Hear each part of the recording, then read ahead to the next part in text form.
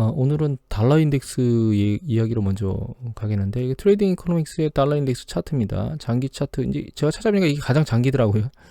71년도부터 시작해가지고 지금까지의 달러 인덱스인데, 사실 이제 80년대 중반에 급격하게 올랐던 이 부분을 제외하고 나면 현재 달러 가치는 중반부에 와 있어요. 평균 가격대에 와 있다는 겁니다. 지금 이 정도 내렸다고 해서 호들갑을 떨 일이 아니라는 거예요.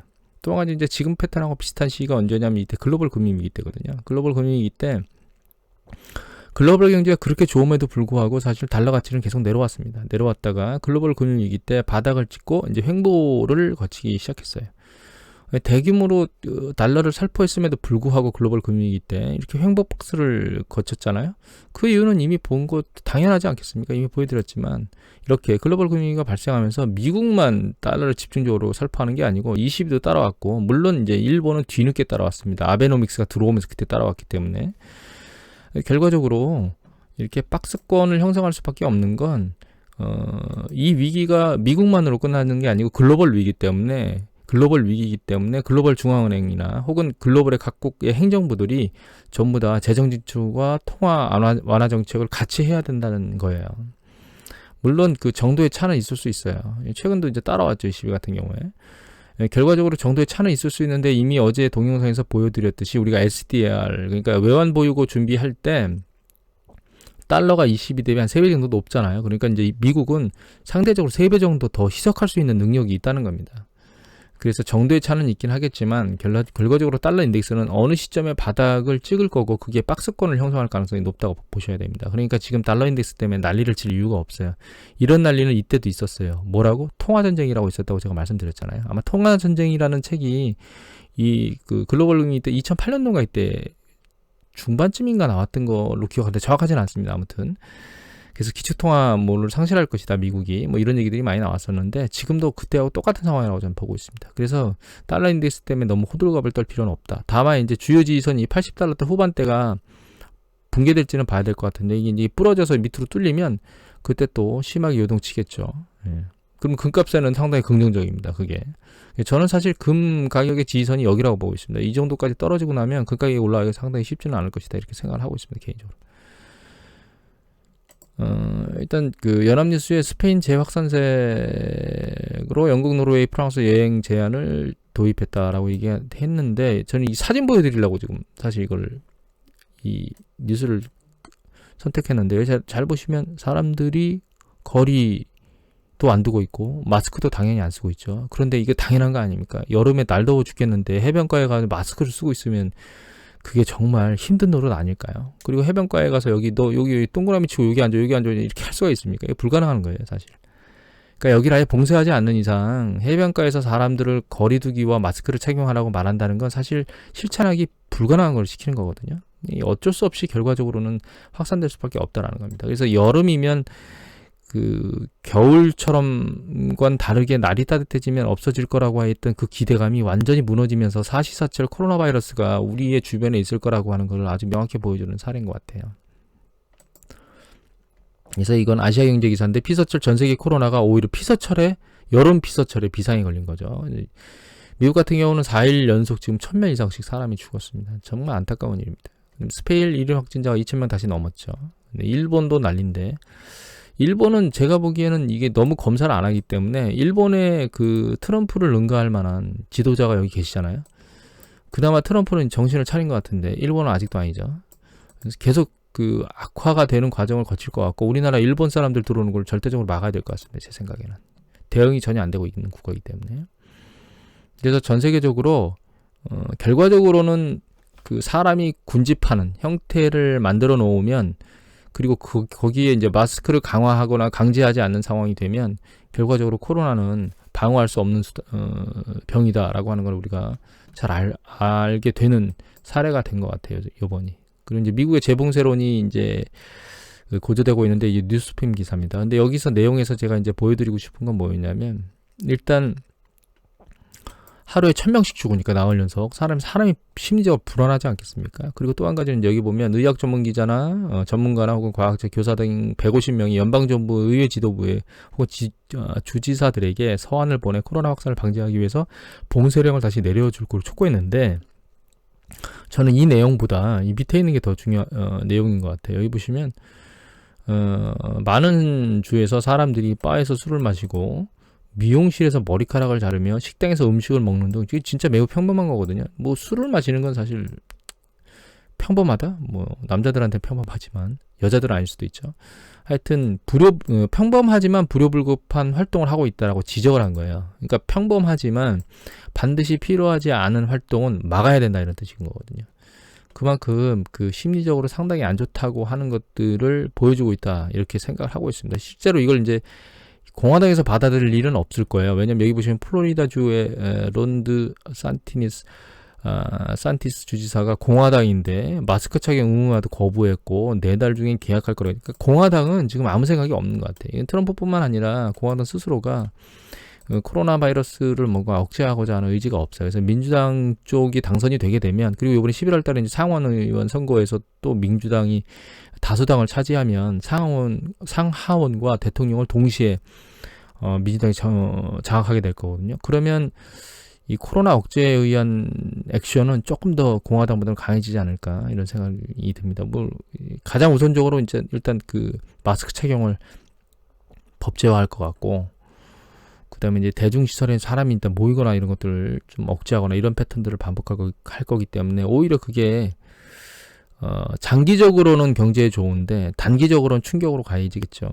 그게 이제 시장에 어떻게 영향을 미칠지 좀 상황을 지켜봐야 될 것 같고요. 이거는 이제 코비드 트래킹 그 프로젝트라고 하는 사이트에 나오는 건데, 여기 보시면 그나마 지금 긍정적인 패턴으로 보이고 있는 것은 여기 보시면 이거거든요. 현재 병원의 입원자 수인데 입원자 수가 줄고 있습니다. 지난주 목요일 이후로 정점을 치고 내려오고 있는데요. 이게 초반에 보시면 이 4월달쯤 뭐 이때 보면 뉴욕 난리칠 때 5만대, 5만 9천 이렇게 6만까지는 넘지 않았어요. 뭐 그러다가 이게 2만대로 내려갑니다. 2만대로 내려갔죠. 2만대로 내려갔다가 6월 초반부에 초중반에 그러다가 지금 빠른 속도로 지금 5만대, 5만 9천까지 다시 올라갔거든요. 근데 이게 잡히고 있다는 게 긍정적이긴 하지만 또 한 가지 긍정적인 게 이게 월도미터 데이터인데요. 잘 보시면 이제 일일 확진자 수의 7일 이동 평균선이 옆으로 살짝 긋고 있고, 여기 확진자 수가 확 준 케이스가 나왔거든요. 26일 날 7월. 그래서 뭔가 그 재확산되고 있는 것들을 봉쇄하거나 이런 노력을 통해서 약간 잡히고 있는 것 같아요. 다만 보시면 사망률이 증가하고 있거든요. 미국에 사망률이 이제 계속 증가하고 있는데 미국의 그 치명률, 이거는 이제 존스 홉킨스 데이터인데요. 이 치명률이 뭐냐 하면 이 확진자 중에서 사망하는 숫자입니다. 근데 이 치명률이 3.5거든요. 이 3.5 절대 낮은 숫자가 아닙니다. 제가 이게 4점 중반대인가 초반대까지 가는 것까지 봤었거든요. 근데 좀 떨어졌었는데 이게 다시 올라가고 있어요. 치명률이. 이게 여기 보시면 밑에 보면 여기 콜롬비아가 3.4예요. 콜롬비아의 의료시설을 생각해보면 미국하고는 천지 차이잖아요. 그럼에도 불구하고 여기 보면 칠레 같은 경우 2.6이에요. 지금. 물론 통계가 제대로 안 잡힐 수 있습니다. 이런 국가 같은 경우에. 그렇다 하더라도 미국이 현재 이 3.5 수준에 있다는 거는 미국의 의료 시스템이 뭔가 지금 현재 잘 작동하고 있지 않다라고 생각을 해야 될 것 같아요. 개인적으로. 이 상당히 높은 수준입니다. 그리고 이건 글로벌 이코노믹 기사인데요. 여기 보면 오바마 전 대통령의 경제 고문이 코로나19 통제 안 되면 글로벌 금융위기가 다시 재발할 가능성이 있다라고 얘기를 하는 거거든요. 근데 제가 이분의 기사를 선택한 이유는 뭐냐면 이분이 민주당 인사라는 거예요. 바이든이 당선되게 되면 민주당 인사 중에 한 명이잖아요. 그러니까 이제 이분들의 입심이 아무래도 영향을 미치지 않을까라는 생각을 하고 있고, 지난 2009년 같이 경제를 악화시킬 수 있다라는 거예요. 코로나 바이러스 감염증이 통제가 안 되면. 그리고 밑에 내용에 보면 또 한 가지 우리가 이제 인지해야 될 게, 여기 보시면 미국 정부가 그 경제 봉쇄 정치를 단행할지의 여부와는 관계없이 이 코로나 바이러스에 대한 공포가 소비자 간 행동하고 매우 상관관계가 높다는 거예요. 그러니까 지금 이제 예를 들면 매일 1000명씩 사망합니다 이런 얘기가 들리면 일단 나이 든 사람은 불안하겠죠. 그래서 아마 그러니까 이런 상황이, 이런 뉴스 보도가 이렇게 나오면 트럼프한테는 악재예요. 왜냐면 트럼프한테는 이제 백인 중에 나이가 많은 연령층에 있는 사람들의 지지도가 높거든요. 근데 이제 그런 사람들이 사실 사망 가능성이 높잖아요. 그래서 최악의 상황이고, 또 이제 그 가족을 생각하는 젊은 사람들조차도, 그러니까 젊은 사람이라 하더라도 가족을 생각하는 여러 가지 부분을 생각해 보면 경제 활동이 누그러질 수밖에 없다는 거죠, 사실. 그래서 결과적으로는 통제하든 안 하든 코로나가 통제되는 상황으로 가야 되는데, 문제는 그 코로나를 통제하려면 사람 감염총을 막아야 된다는 거죠. 이런 악순환에 대한 과정이 안 좋다는 겁니다, 사실 개인적으로 생각하기에. 또 하나는 이제 브릿지 경제인데요. 지금 이제 코로나 사태도 안 좋아지고 있지만 브릿지 경제에 놓고 보면 사실 미중이 굉장히 대립을 하고 있잖아요. 그래서 여기 보시면 이제 레이 달리오가 또 인터뷰를 하셨는데, 여기 보시면 이제 양국 간에, 미중 간에 이제 무역 전쟁도 있었고, 이제 지금 확전으로 1차 타결안에 대해서 확전은 안 되고 있죠. 서로 이제 물건은 사주고 뭐 이렇게 하고 있는데 전쟁은 하고 있는 과정이에요. 그 있죠. 다음번 그 협상이 없으니까. 그다음에 기술 전쟁하고 있죠. 화웨이를 중심으로. 그다음에 지정학적인 전쟁도 펼치고 있습니다. 뭐 군사력 관련된 무력 그러니까 훈련이나 이런 것들을 막 진행하고 있죠. 대만과 관련되고 있기도 하고 홍콩도 마찬가지고. 이제 문제는 이게 자본 전쟁으로도 커질 수 있다는 거예요. 이걸 제가 왜 보여드린 거냐면, 이런 것들이 있다는 얘기는 지금 글로벌 경제가 불확실하다고 하는 거거든요. 그러니까 코로나 상황 이외에 글로벌이 불확실한 상황인데, 이런 불확실성은 사실 주식시장에 악재여야 되거든요. 근데 주식시장이 이런 것들을 반영 안 하고 있다는 겁니다. 그리고 코로나 사태 이후에 나온 못 견디겠다라고 하는 대형 항공사는 제가 그냥 표면적으로 보여드린 거예요. 그러니까 항공사뿐만 아니라 여행업, 소매, 레스토랑, 호텔, 난리가 아니잖아요. 전부 다 못 살겠다라고 난리를 친 기사, 이게 조선비즈 기사죠. 그런 업계들을, 그러니까 전방위적인 산업 영역에 코로나가 영향을 미치고 있고, 연합뉴스 기사인데, 그런 과정 속에 코로나19 미기업 상반기만 3,650 파산 신청을 해가지고 8년 내 최대라고 나왔잖아요. 이렇게 기업이 파산하고 있으면, 이거는 S&P 글로벌 마켓 인텔리전스 기사입니다. 레버리지론 디폴트가 계속 올라가고 있어요. 쭉쭉쭉. 그러니까 그 투기 등급성 채권에 있는 그 채권도 디폴트가 나고 있고, 기업들도 디폴트가 나는 케이스가 계속 발생하고 있으면, 거기다가 이거는 이제 이코노미 리뷰 기사입니다. 세계 상업부동산이 최대 위기예요. 이런 상황이 되니까 상업부동산이 난리를 치고 있다는 거죠. 백화점, 호텔, 식당들 매출 감소로 임대사업자들, 그러니까 이 임대를 못 내니까 거기에 임대사업자들, 상업부동산의 임대사업들, 투자업체까지 파산 위기에 내몰리고 있는 이런 상황이 발생하고 있죠. 그래서 여기 보면 이거는 이제 비주얼 캐피탈리스트 기사인데, 상업모기지의 연체율이 기록적인 수준까지 근접했어요. 그래서 여기 보시면 이제 여러 가지인데, 이건 이제 토탈이 이제 10.34까지 있었는데 지금 거의 10%까지 올라왔죠. 그리고 여기 보면 이제 호텔, 이 숙박업이 가장 높고, 그다음에 여기 보시면 이제 이거 리테일 소매, 이건 이제 전기 대비입니다. 그러니까 전월 대비예요. MOM이니까 전월 대비 증가율입니다. 계속 안 좋아지고 있어요. 상업부동산에 난리치고 있죠.